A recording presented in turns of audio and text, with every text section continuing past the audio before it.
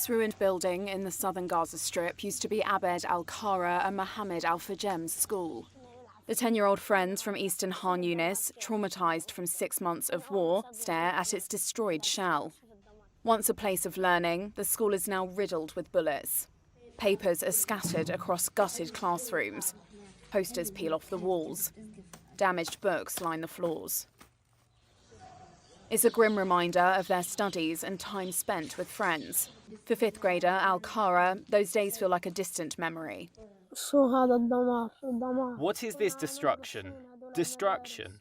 We used to study in these schools, and we used to play in the playground. They would bring us toys. We would go out during recess. We would go to the classroom and walk around. The principal would come to the classrooms. He would give us the books. We would go there and see who is coming and going. We would stand at the school gate.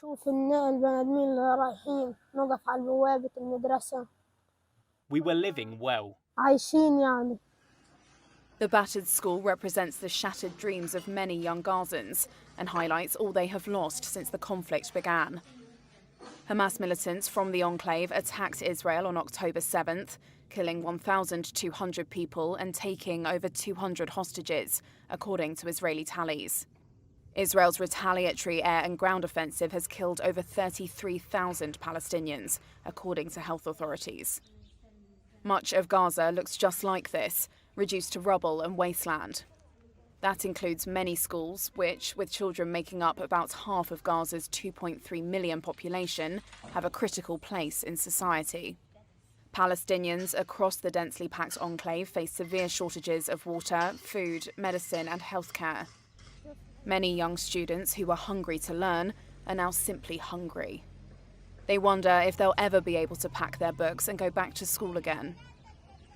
Sat on the school's rubble, teacher Mohammed al-Qudari reflects on the wide-scale ruin of Gaza's education system. There is destruction of educational institutions and spaces, resulting in the destruction of educational life. There is destruction of universities. Almost all the Gaza Strip's universities have been destroyed. Almost all schools have been destroyed, along with kindergartens. There is complete destruction of the Gaza Strip and the education sector.